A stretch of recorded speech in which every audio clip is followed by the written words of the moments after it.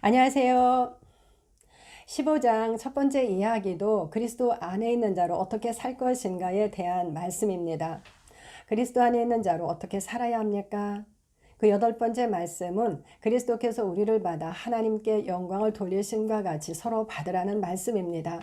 선을 이루고 덕을 세움으로 이웃을 기쁘게 하여 그들로 하나님께 영광을 돌리게 하라는 말씀이기도 합니다. 한 절씩 살펴보겠습니다. 1절입니다. 믿음이 강한 우리는 마땅히 믿음이 약한 자의 약점을 담당하고 자기를 기쁘게 하지 아니할 것이라. 이 말씀 앞에 대가 사용되었습니다. 그러나 그리고 더욱이 등입니다. 앞장에서 고기를 먹지 않고 포도주를 마시지 않으므로 형제로 거리끼게 하는 일을 아니함이 아름답다고 하였습니다. 그러므로 더욱이로 연결하는 것이 좋을 것입니다. 더욱이 믿음이 강한 우리는 마땅히 믿음이 약한 자의 약점을 담당하고 자기를 기쁘게 하지 아니할 것이라고 말합니다. 이 말씀에서 마땅히는 13장에서 줄 것과 빚에 사용된 오페일로가 사용되었습니다.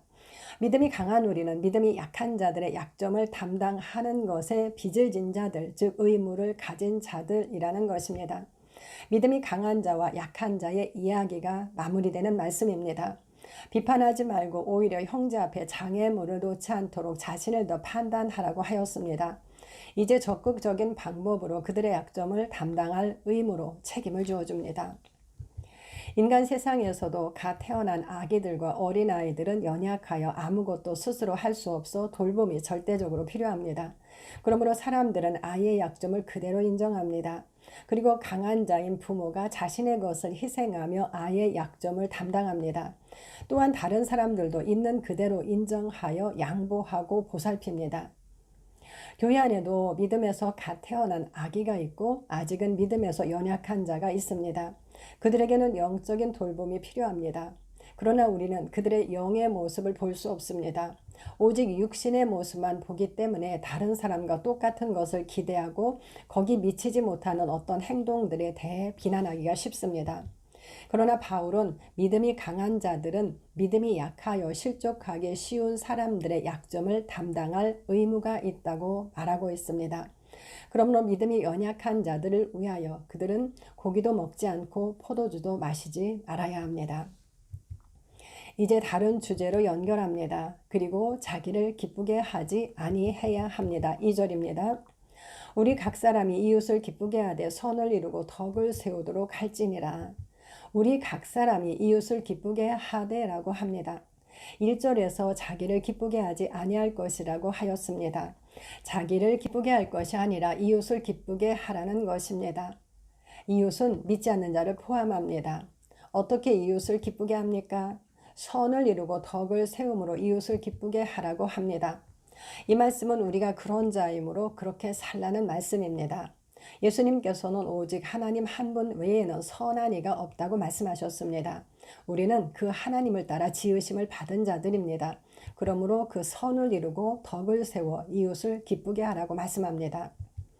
베드로도 우리는 하나님의 신성한 성품에 참여하였다고 말한 다음 더욱 힘써 믿음의 덕을 덕의 지식을 지식의 절제를 절제의 인내를 인내의 경건을 경건의 형제 우애를 형제 우애의 사랑을 더할 것을 말하였습니다. 우리 각 사람이 이웃을 기쁘게 하되 선을 이루고 덕을 세우도록 힘써야 합니다. 왜 그렇게 해야 합니까? 3절입니다. 그리스도께서도 자기를 기쁘게 하지 아니하셨나니 기록된 바 주를 비방하는 자들의 비방이 내게 미쳤나이다 함과 같으니라. 이 말씀 앞에 카이가르가 사용되었습니다. 왜냐하면 그리스도께서도 자기를 기쁘게 하지 않으셨기 때문입니다. 그리스도께서 자기를 기쁘게 하지 않으셨기 때문에 우리도 자기를 기쁘게 하지 않고 다른 사람을 기쁘게 해야 한다는 것입니다. 그것은 기록된 바 주를 비방하는 자들의 비방이 내게 미쳤나이다 함과 같다고 합니다. 바울은 시편 69편 9절의 말씀을 인용합니다. 시편 69편은 예수님의 십자가의 고난을 묘사한 시편입니다. 머리털보다 많은 사람이 예수님을 미워하였습니다. 예수님께서는 지금은 그들이 나와 내 아버지를 보았고 또 미워하였도다 하시며 그것은 그들이 이유 없이 나를 미워하였다 한 말을 응하게 하려 함이라고 말씀하셨습니다. 주님은 이 땅에 계시는 동안에도 많은 비방을 당하셨습니다. 하지만 모든 인류의 죄와 질병을 담당하신 십자가에서 수많은 조롱과 비방을 당하셨습니다. 예수님께서 베드로에게 말씀하셨던 것처럼 그분은 아버지께 구하여 12군단 더 되는 천사를 보내시게 할 수 있는 분이셨습니다. 하지만 그렇게 하지 않으셨습니다. 그분은 그런 일이 있으리라 한 성경을 이루기 위하여, 우리를 구원하기 위하여 자기를 기쁘게 하지 않으시고 모든 고난을 당하셨습니다. 주를 비방하는 자들의 비방을 들으시면서도 그리스도께서는 자기를 기쁘게 하지 않으셨습니다. 4절입니다. 무엇이든지 전에 기록된 바는 우리의 교훈을 위하여 기록된 것이니 우리로 하여금 인내로 또는 성경의 위로로 소망을 가지게 함이니라. 이 말씀 앞에도 가르가 사용되었습니다. 왜냐하면 무엇이든지 전에 기록된 것은 우리의 교훈을 위하여 기록된 것으로 우리로 하여금 인내로 또는 성경의 위로로 소망을 가지게 함이기 때문입니다. 무엇이든지 전에 기록된 것은 우리의 교훈을 위하여 기록된 것입니다. 바울은 고린도 교회에 보내는 편지에서도 이스라엘에게 일어났었던 일들을 말하며 이런 일은 본보기가 되고 또한 말세를 만난 우리를 깨우치기 위하여 기록되었다고 말하였습니다.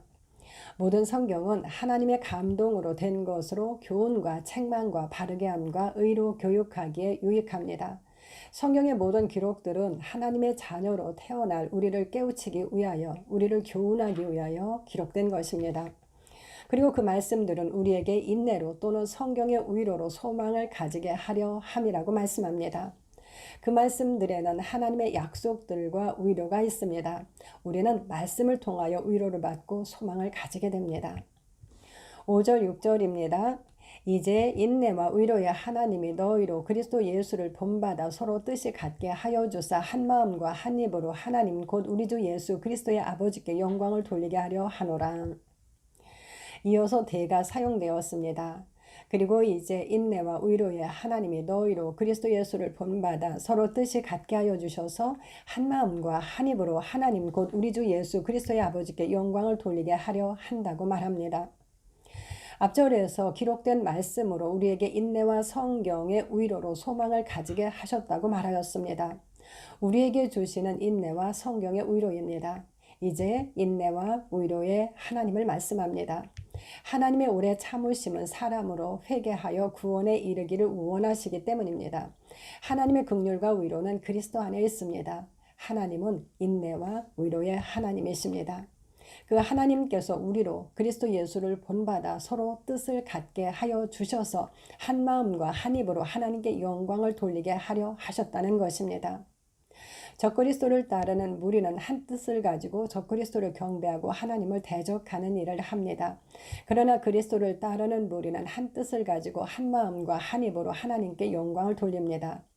이는 인내와 위로의 하나님께서 우리로 그리스도를 본받아 서로 뜻을 갖게 하여 주셨기 때문이라고 말합니다. 하나님께서는 우리로 맏아들이신 그리스도의 형상을 본받게 하기 위하여 그로 맏아들이 되도록 미리 정하셨습니다. 다음은 그러므로입니다. 7절입니다.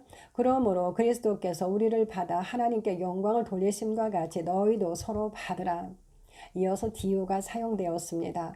그것을 통하여 그 결과로서 그러므로입니다. 앞절의 결과입니다. 그리스도를 본받아 한 마음과 한 입으로 하나님께 영광을 돌리게 하셨으므로 그리스도께서 우리를 받아 하나님께 영광을 돌리심과 같이 너희도 서로 받으라고 합니다. 이 말씀에서 받으라는 취하다, 용납하다의 뜻을 가진 프로스람바노가 사용되었습니다. 그리스도께서는 우리를 받아들이셔서 하나님께 영광을 돌리셨습니다. 그렇게 서로 받아들이라고 말씀합니다.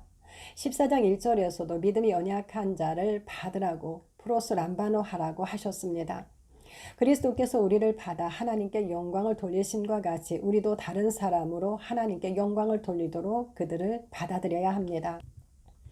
그렇다면 그리스도는 어떻게 우리를 받아 하나님께 영광을 돌리셨습니까? 8절입니다.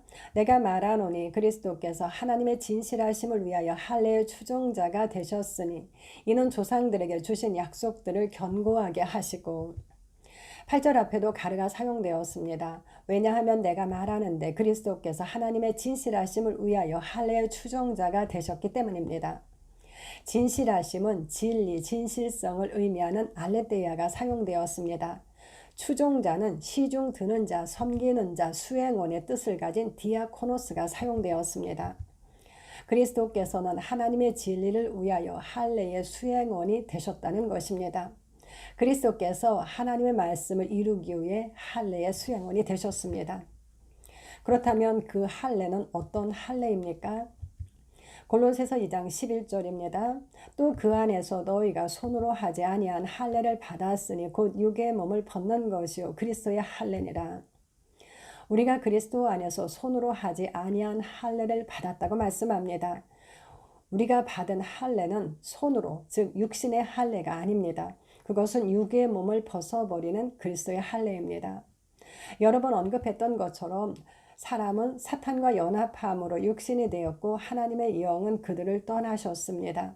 하나님께서 말씀하시는 진정한 할례는 사탄과 연합된 육의 몸을 벗어버리는 마음의 할례입니다. 그렇다면 그 할례는 어떻게 이루어집니까? 골로새서의 말씀을 이어서 보겠습니다. 골로새서 2장 12절입니다. 너희가 세례로 그리스도와 함께 장사되고 또 죽은 자들 가운데서 그를 일으키신 하나님의 역사를 믿음으로 말미암아 그 안에서 함께 일으키심을 받았느니라. 우리는 그리스도와 연합하는 세례로 그리스도와 함께 장사되고 또 죽은 자들 가운데서 그를 일으키신 하나님의 역사를 믿음으로 말미암아 그 안에서 함께 새 생명으로 일으키심을 받았다고 말씀합니다. 이 말씀은 로마서에서도 계속 말씀한 내용입니다. 육신 안에 있던 우리의 옛사람은 그리스도와 함께 죽고 우리는 그리스도와 함께 영으로 산 자가 되었습니다. 우리의 영은 이제 하나님과 연합되었습니다. 그렇다면 그리스도께서는 어떻게 할례의 수행원이 되셨습니까? 요한복음 16장 7절입니다. 그러나 내가 너희에게 실상을 말하노니 내가 떠나가는 것이 너희에게 유익이라. 내가 떠나가지 아니하면 보혜사가 너희에게로 오시지 아니할 것이요 가면 내가 그를 너희에게로 보내리니. 이 말씀은 예수님께서 아버지께로 가신다는 말씀에 제자들이 근심이 가득하였다고 예수님께서 말씀하신 다음 하신 말씀입니다. 예수님께서는 그분이 떠나가는 것이 너희에게 유익인데 떠나가면 보혜사가 오실 것이고 떠나가지 않으면 오시지 않을 것이기 때문이라는 것입니다. 그리고 가면 내가 그를 너희에게로 보내겠다고 말씀하십니다. 예수님께서 아버지께 가신다는 것은 그분의 고난과 죽음, 장사됨과 부활을 모두 포함하는 말씀입니다. 예수님께서는 속죄의 피를 가지고 아버지께로 가셨습니다. 그것은 이 땅을 떠나신 성령님께서 우리 가운데 다시 오시도록 하시는 일이라고 말씀하시는 것입니다. 하나님은 그 큰 일을 행하신 예수님을 지극히 높이셨고 예수님은 그분이 약속하신 성령을 아버지께 받아 우리에게 부어주셨습니다. 사람을 떠나셨던 성령님은 다시 우리 안에 거하십니다. 그리스도의 영에 있는 자는 육신에 있지 않고 영에 있다고 말씀합니다. 우리는 육의 몸을 벗는 그리스도의 할례를 받았습니다. 아브라함의 할례와 모세의 할례 그리고 육신의 할례와 마음의 할례에 대해서는 저의 영상 로마서 2장 두 번째 영상 유대인의 불의함에서 나누었습니다. 그러므로 그 부분도 참조하시기 바랍니다. 그리스도는 하나님께서 말씀하신 진리를 이루기 위하여 할례의 수행원이 되셨습니다. 이제 그 할례의 수행원이 되신 목적입니다. 그것은 조상들에게 주신 약속들을 견고하게 하시기 위함입니다. 조상들 약속들이 모두 복수입니다. 하나님께서는 조상들에게 하나님의 영, 성령님에 대해서 많은 약속을 주셨습니다. 또한 구원에 대한 많은 약속을 주셨습니다. 그리스도께서 이루신 일은 그 모든 약속을 모두 이루는 사역이었습니다. 견고하게 하시고는 확고하게 하다, 확증하다의 뜻을 가진 베바이오가 사용되었습니다. 하나님은 조상들에게 주신 약속들을 확고하게 하기 위하여 그리스도를 할례의 수행원이 되게 하셨습니다. 다음은 또 다른 목적입니다. 9절입니다. 이방인들도 그 긍휼하심으로 말미암아 하나님께 영광을 돌리게 하려 하심이라. 기록된 바 그러므로 내가 열방 중에서 주께 감사하고 주의 이름을 찬송하리로다 함과 같으니라. 이 말씀 앞에 대가 사용되었습니다. 그리고 이방인들도 그 긍휼하심으로 말미암아 하나님께 영광을 돌리게 하려 하심이라고 말합니다. 바울은 다시 이방인의 긍휼히 여기심을 말합니다. 전에 그들은 하나님께 순종하지 않았습니다. 그러나 이스라엘이 순종하지 않으므로 이제 긍휼을 입었습니다. 그것은 이스라엘도 동일합니다. 하나님은 순종하지 않는 모든 사람에게 긍휼 베풀기를 원하십니다. 그리스도께서는 이방인들도 그 긍휼하심으로 말미암아 하나님께 영광을 돌리게 하기 위하여 할례의 수행원이 되셨습니다. 그것은 기록된 것과 같습니다. 바울은 12절까지에서 하나님께서 이방인들도 하나님께 영광을 돌리게 하려 하심을 드러내는 구약의 말씀들을 인용합니다. 이 구절들에서 말씀하는 열방은 민족, 이방인의 뜻을 가진 에트노스가 사용되었고 백성은 하나님의 사람들을 의미하는 라오스가 사용되었습니다. 이방인과 하나님의 백성에 대한 이야기입니다. 그 첫 번째 말씀은 그러므로 내가 열방 중에서 주께 감사하고 주의 이름을 찬송하리로다입니다. 이 말씀에 난해주는 시편 18편 49절이라고 기록합니다. 감사하고는 인정하다, 고백하다의 뜻을 가진 엑소몰로게오가 사용되었습니다. 내가 이방인 중에서 주께 고백하고 주의 이름을 찬송할 것이라고 말씀합니다. 이방인들이 주님을 고백하고 찬송할 것입니다. 10절입니다. 또 이르되 열방들아 주의 백성과 함께 즐거워하라 하였으며 카이팔린이 사용되었습니다. 그리고 다시입니다. 그리고 다시 말합니다. 열방들아 주의 백성과 함께 즐거워하라. 이 말씀에 난해주는 신명기 32장 43절이라고 기록합니다. 이방인들도 주의 백성과 함께 즐거워할 것입니다. 11절입니다. 또 모든 열방들아 주를 찬양하며 모든 백성들아 그를 찬송하라 하였으며 이 구절 앞에도 카이팔린이 사용되었습니다. 그리고 다시 모든 열방들아 주를 찬양하며 모든 백성들아 그를 찬송하라고 하였습니다. 이 말씀은 시편 117편 1절을 인용한 말씀입니다. 모든 이방 민족들도 하나님을 찬양하고 그분의 백성들은 그를 칭송해야 합니다. 12절입니다. 또 이사야가 이르되 이새의 뿌리 곧 열방을 다스리기 위하여 일어나시는 이가 있으리니 열방이 그에게 소망을 두리라 하였느니라. 이 구절 앞에도 카이팔린이 사용되었습니다. 그리고 다시 이사야는 말합니다. 이새의 뿌리에서 열방을 다스리기 위하여 일어나시는 이가 있을 것인데 열방이 그에게 소망을 둘 것입니다. 이 말씀에 난해주는 이사야 11장 10절이라고 기록합니다. 다스리기 위하여는 처음이 되다 지배하다의 뜻을 가진 아르코가 사용되었습니다. 이새의 뿌리에서 민족들의 첫째가 되기 위하여 그들을 다스리기 위하여 일어나시는 이가 있을 것입니다. 예수님은 몸인 교회의 머리이시며 죽은 자들 가운데서 처음 나신 분이십니다. 또한 다윗집의 영원한 왕이십니다. 그러므로 이방인이 그에게 소망을 둡니다. 바울은 구약의 말씀 4구절을 인용하였습니다. 이렇게 성경에 기록된 것과 같이 그리스도께서 이방인들도 받아 하나님께 영광을 돌리게 하심은 확실합니다. 7절에서 그리스도께서 우리를 받아 하나님께 영광을 돌리셨음을 말하였습니다. 8절에서는 그리스도께서 할례의 수행원이 되심으로 조상들에게 주신 약속들을 견고하게 하셨음을 말하였고 9절에서는 이방인들도 하나님께 영광을 돌리심을 말하였습니다. 조상들에게 주신 약속들을 이루고 이방인들도 하나님께 영광을 돌리게 하기 위하여 할례의 수행원이 되셨다는 말씀입니다. 갈라디아서 3장 13, 14절입니다. 그리스도께서 우리를 위하여 저주를 받은 바 되사 율법의 저주에서 우리를 속량하셨으니 기록된 바 나무에 달린 자마다 저주 아래에 있는 자라 하였습니다. 이는 그리스도 예수 안에서 아브라함의 복이 이방인에게 미치게 하고 또 우리로 하여금 믿음으로 말미암아 성령의 약속을 받게 하려 함이라. 그리스도께서 우리를 위하여 나무에 달려 저주를 받으셔서 우리를 율법의 저주에서 속량하셨습니다. 모든 인류는 저주 아래 있었습니다. 나무에 달린 자마다 저주 아래 있는 자입니다. 그리스도께서는 그렇게 나무에 달려 우리 대신 저주를 받으셔서 우리를 율법의 저주에서 속량하셨습니다. 그리고 그리스도께서 저주를 받으심으로 이루어진 일을 말씀합니다. 그것은 그리스도 예수 안에서 아브라함의 복이 이방인에게 미치게 하고 또 우리로 하여금 믿음으로 말미암아 성령의 약속을 받게 하려 함이라는 것입니다. 이 말씀은 로마서의 목적과 같습니다. 아브라함의 복이 이방인에게 미치고 또 우리로 성령의 약속을 받게 하려 하심입니다. 그리스도께서 저주를 받으심으로 할례의 수행원이 되심으로 이루어진 일입니다. 그러므로 그리스도께서 우리 모두를 받아 하나님께 영광을 돌리심 같이 우리도 서로 용납하라는 말씀입니다. 또한 선을 이루고 덕을 세워 이웃을 기쁘게 하여 그들로 하나님께 영광을 돌리며 돌아오게 하라는 말씀입니다.